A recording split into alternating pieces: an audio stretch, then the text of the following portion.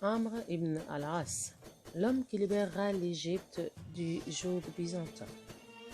Trois hommes de Quraysh étaient particulièrement agressifs et odieux avec les citoyens musulmans.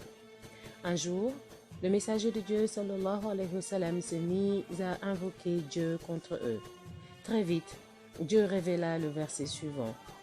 Le fait qu'ils soient coupables ne te permet pas de décider de leur sort. C'est à Dieu seul qu'il appartient de leur pardonner ou de les punir. Le prophète sallallahu alayhi wa sallam comprit alors qu'il s'agissait d'une injonction et que Dieu lui demandait de cesser immédiatement d'agir de la sorte. Le prophète sallallahu alayhi wa sallam devait donc les laisser face à leur destin. Soit ils resteraient dans l'injustice et seraient finalement rattrapés par le châtiment de Dieu, soit ils se repentiraient et seraient couverts par la miséricorde de Dieu. Amr était l'un de ces trois hommes. Dieu voulut les guider et se montrer miséricordieux envers eux en les amenant à l'islam. Amr se transformant même en musulman qui milite et qui lutte pour défendre la cause de l'islam. Il finit aussi par devenir un des chefs vaillants de la communauté musulmane. Même si nous ne sommes pas convaincus du bien fondé de certains de ses agissements, il n'en demeure pas moins que son rôle de compagnon restera toujours une source d'admiration pour les musulmans. Ici en Égypte particulièrement, les croyants auront toujours de la sympathie pour Amr, car c'est lui qui diffusa l'islam dans cette partie du monde. C'est par son intermédiaire que les Égyptiens se convertiront à l'islam. Pour eux, c'est grâce à ces efforts qu'ils découvriront la religion de la droiture et le prophète sallallahu alayhi wa sallam de la miséricorde et de la vérité. Les historiens décrivent Amr ibn al-As comme étant celui qui a conquis Fatia, l'Égypte. Cette description me paraît plutôt excessive et inappropriée. Il serait plutôt de dire que Amr libérait Muharir, l'Égypte. Le fait est que les musulmans n'agissaient pas en tant que conquérants au sens que nous le comprenons aujourd'hui, mais en tant que libérateurs. En effet, ils libéraient les autochtones du joug des Perses et des Byzantins. À cette époque, l'Égypte était sous l'emprise de l'Empire byzantin et les habitants de la région luttaient en vain contre leur occupation. C'est grâce au combat musulman que l'Égypte réussira enfin à se soustraire de la domination byzantine. Amr et ses hommes n'ont donc pas conquis l'Égypte, ils ont plutôt offert aux habitants de ce pays l'opportunité de changer leur destin en se dirigeant vers la liberté, la justice et la foi en Dieu. Cela explique pourquoi Amr insista dès le début pour que les Égyptiens et les Coptes restent à l'écart du conflit armé. Il souhaitait que l'affrontement reste limité aux musulmans et à l'armée byzantine qui occupait injustement la région en s'emparant des biens des autochtones. Pour ce faire, il s'adressa directement aux notables chrétiens et aux évêques. Il leur dit « Dieu a envoyé Mohammed avec la vérité. Il lui a ordonné de dire la vérité et celui-ci a certes transmis son message. Il nous a quittés après nous avoir mis sur la bonne voie et le droit chemin. Il nous a ordonné notamment d'inviter les gens à l'islam. Par conséquent, nous vous invitons à embrasser l'islam. Celui qui répondra positivement à notre invitation deviendra des nôtres. Il aura les mêmes droits et les mêmes devoirs que nous. Quant à celui qui refusera notre invitation, nous lui demanderons de payer le tribut, jizya, c'est-à-dire un impôt, en échange de la protection et de l'assistance de l'État musulman. Sachez que notre prophète nous a jadis prédit la libération de l'Égypte et il nous a recommandé d'être bons envers ses habitants. Il nous a dit « Vous allez libérer l'Égypte après ma mort. Je vous recommande d'être bons envers ses habitants coptes car ils ont un pacte et un lien de sang avec nous.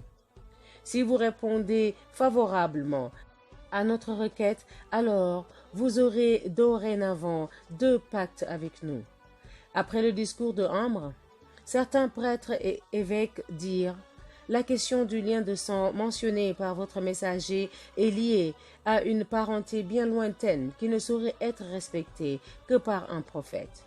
Ce fut donc un bon début d'entente entre Amr et les Coptes d'Égypte, même si les dirigeants byzantins tentèrent à tout prix de mettre fin à cette relation.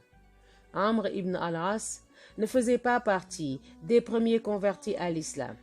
Il avait embrassé l'islam en même temps que Khalid ibn al-Walid, peu de temps avant la libération de la Mecque. Ce qui était étonnant, c'est que sa conversion avait été provoquée par le Négus d'Abyssinie. Le fait est que le Négus connaissait Amr et le respectait car celui-ci lui rendait souvent visite en Éthiopie, Abyssinie, et lui offrait beaucoup de cadeaux.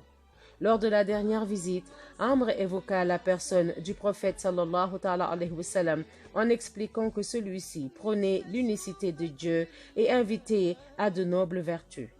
Le roi d'Abyssinie était étonné d'observer que Amr n'avait toujours pas foi en cet homme, alors qu'il était indiscutablement le messager de Dieu. Amr interrogea alors le Négus. « Penses-tu vraiment qu'il est un messager de Dieu ?» Le Négus lui répondit « Oui, je le pense sincèrement.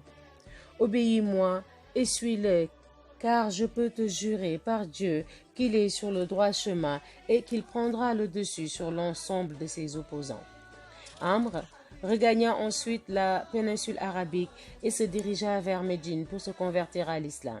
Sur la route, il croisa le chemin de Khalid ibn al-Walid qui se rendait à Médine pour la même raison. En les voyant arriver, le messager de Dieu sallallahu alayhi wa sallam dit « La Mecque vient de nous donner ce qu'elle a de plus précieux. Faladat akbadiha. » Khalid s'avança et prêta allégeance, puis Amr s'avança et dit « Je te prête allégeance si tu invoques Dieu de me pardonner mes péchés passés. » Le messager de Dieu alayhi salatu wa salam lui dit « Ô Amr, prête allégeance et sache que l'adhésion à l'islam efface les péchés antérieurs. » Amr prêta allégeance au prophète alayhi salatu wa salam et mit depuis toute sa sagacité et son courage au service de la nouvelle religion. À la mort du prophète sallallahu alayhi wa sallam, Amr était gouverneur d'Oman. Sous le califat d'Omar, il se montra efficace en contribuant à la victoire des armées musulmanes du Cham. Il joua aussi un rôle important dans la libération du territoire égyptien. Quel dommage! Si seulement Amr avait su dompter son amour pour le commandement, il aurait alors dépassé toutes ces situations dans lesquelles cet amour l'a enlisé. Ceci étant, son amour pour le commandement était une manifestation spontanée de son talent débordant. Même son apparence extérieure, sa démarche et sa façon de parler laissaient deviner qu'il était né pour commander. On rapporte que le prince des croyants, Omar, le vit une fois marcher dans sa direction. En voyant sa démarche, il sourit et dit « Abu Abdallah ne saurait être qu'un gouverneur. » Abu Abdallah ne rejetait pas cette caractéristique qui était bien ancrée en lui. Lorsque les événements prendront une tournure dangereuse pour les musulmans, Amr agira d'ailleurs comme un dirigeant doté d'une intelligence et d'une ruse, le rendant sûr de lui et fier de sa supériorité. Amr était aussi d'une grande intégrité. La preuve est que durant son califat, Omar le nomma gouverneur de Palestine et de Jordanie, puis d'Égypte. Rappelons que Omar était connu pour sa grande fermeté dans le choix de ses gouverneurs. Un jour, le prince des croyants Omar apprit qu'Amr avait dépassé la limite du seuil de confort qu'il avait fixé à ses gouverneurs. Omar exigeait de ces derniers qu'ils restent à un niveau social modeste ou à un niveau social semblable à celui de la population. Il ne le destitua toutefois pas pour autant. Il lui envoya Muhammad ibn Maslama avec pour mission de saisir la moitié de ses biens puis de les reverser au trésor public de Médine. Si Omar savait que l'amour de Amr pour le commandement pouvait l'amener à devenir négligent dans ses responsabilités, alors il n'aurait pas hésité un seul instant à le destituer de son poste, ce qui ne fut jamais le cas. Amr était d'une intelligence vive, doté d'une grande intuition et d'une vision profonde. C'est pour cela que chaque fois qu'il voyait un quelqu'un dépourvu d'initiative, le prince des croyants Omar disait, en se frappant les mains l'une contre l'autre en signe d'étonnement: Gloire à Dieu, lui et Amr ont pourtant été créés par le même Dieu. Amr était aussi un homme courageux et audacieux.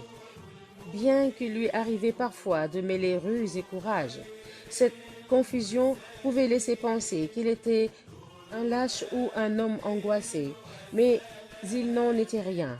En vérité, il s'agissait de manœuvres perspicaces. Dans de graves circonstances, Amr savait effectivement manœuvrer avec habileté pour se tirer d'affaire. Le prince des croyants Omar était conscient des talents de Amr et il les appréciait à leur juste valeur. Lorsqu'il envoya au Cham avant de l'affecter en Égypte, certains dirent au prince des croyants: le commandant en chef des armées byzantines est un Artaboun, c'est-à-dire un grand chef de guerre, très courageux et très rusé. Ce à quoi Amr répondit: dans ce cas-là, nous allons envoyer à l'Artaboun des Byzantins l'Artaboun des Arabes. On verra ensuite qui des deux sortira vainqueur.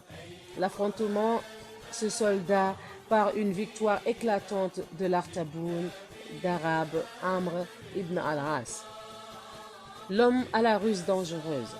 Quant à l'Artaboun byzantin et son armée, ils furent vaincus et obligés de se réfugier en Égypte. Mais ce fut peine perdue, car Amr se dirigea ensuite avec l'armée musulmane en direction de l'Égypte pour y ériger l'étendard de l'islam. Les situations où Amr avait brillé par son intelligence et sa ruse étaient nombreuses. Bien que nous devions exclure de ces situations son attitude envers Abu Moussa al-Ash'ari lors de l'arbitrage.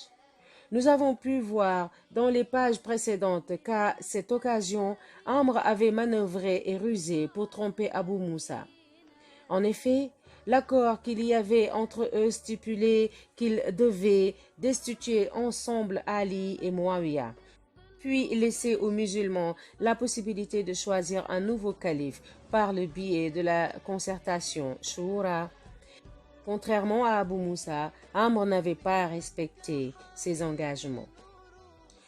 Si nous voulons avoir une idée plus précise de la ruse et de l'intuition de Amr, nous devons nous arrêter sur son attitude envers le chef du fort de Babylone, durant la guerre qu'il mena contre les Byzantins en Égypte.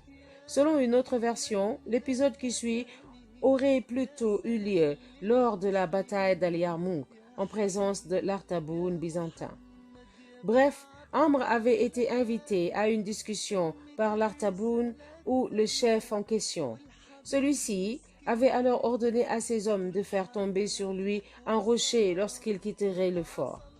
Le chef du fort avait minutieusement préparé son coup afin que Amr ne puisse pas sortir vivant de cet entretien. Le moment venu, Amr se rendit auprès du chef en question, sans avoir le moindre doute sur ce qui se transmet contre lui. Une fois la rencontre terminée, il se dirigea vers la sortie. Alors qu'il s'apprêtait à franchir la porte du fort, il constata un mouvement anormal au-dessus des murailles. Cela fit naître en lui un sentiment de grande prudence. Amr décida alors d'agir immédiatement avec une adresse formidable. Il retourna voir le chef du fort en adoptant une démarche sereine et posée et en affichant un sourire plein de confiance, comme si de rien n'était. Il lui dit: « Je viens d'avoir une idée et je voulais la partager avec vous avant de partir. Dans mon campement, il y a des compagnons du prophète sallallahu alayhi wa sallam qui font partie de la première génération de convertis. Le prince des croyants Omar ne prend aucune décision sans les consulter. Il met ses grands compagnons à la tête de toutes les armées qu'il envoie sur le front. Je me suis dit que je pouvais les amener à vous afin qu'ils entendent directement vos paroles et qu'ils soient informés aussi bien que moi de notre discussion. » En entendant les propos de Amr, Le chef byzantin se dit que celui-ci lui offrait avec beaucoup de naïveté une occasion unique de se débarrasser des musulmans. Il se dit alors qu'il était préférable de le laisser partir pour qu'il puisse revenir avec tous les autres chefs et notables musulmans. Cela lui permettrait d'exterminer tous les grands compagnons du prophète alayhi salatu wassalam au lieu de tuer un seul homme. Il fit donc signe directement à ces hommes pour qu'ils ne tuent pas tout de suite leur invité. Amr le salua alors chaleureusement et lui fit un grand sourire avant de se diriger vers la porte du fort. Le lendemain matin, il retourna au fort à la tête de son armée afin de l'investir. Amr décéda à l'an 43 de l'Hégire en Égypte, dont il était le gouverneur. Avant de quitter ce monde, il se remémora les grandes étapes de sa vie alors qu'il était au seuil de la mort. Il dit: au début, j'étais un négateur. J'étais même le plus dur envers le messager de Dieu, sallallahu ta'ala alayhi wa sallam. Si j'étais mort à cette époque, ma destination aurait été le feu de l'enfer. J'ai ensuite prêté allégeance au prophète alayhi salatu wa sallam. Il devint alors pour moi l'être le plus aimé au monde et pour qui mon estime était sans limite. Si on me demandait pour aujourd'hui de le décrire, je ne saurais le faire, car je ne pouvais le fixer du regard tellement je le respectais. Si j'étais mort à cette époque, j'aurais l'espoir de rentrer au paradis. Puis j'ai été éprouvé par le pouvoir et par d'autres choses dont je ne sais si elles sont à ma faveur ou à ma défaveur. Amr leva ensuite le regard en direction du ciel pour invoquer son Créateur, le miséricordieux et le Tout-Puissant. Il lui dit: ô Seigneur, je ne suis pas innocent, alors pardonne-moi. Je ne suis pas un homme puissant, alors accorde-moi la victoire. Si tu ne te montres pas miséricordieux envers moi, je serai certes du nombre des perdants. Amr continua ainsi à invoquer son Seigneur jusqu'à rendre l'âme. La dernière chose qu'il dit est la suivante: il n'y a de Dieu que Dieu. Amr fut enterré en Égypte, le pays qu'il avait libéré et dans lequel il avait lui-même construit la première mosquée connue aujourd'hui encore sous le nom de la mosquée de Amr. Après sa mort, les musulmans continueront à évoquer Dieu, l'unique, et à tenir des cercles scientifiques dans ce lieu exceptionnel. La prochaine lecture se fera sous le récit de Salim, l'affranchi d'Abu Hudayfa, et ce sera le dernier compagnon de ce bel ouvrage, et nous passerons par la suite à la conclusion pour terminer, Inch'Allah.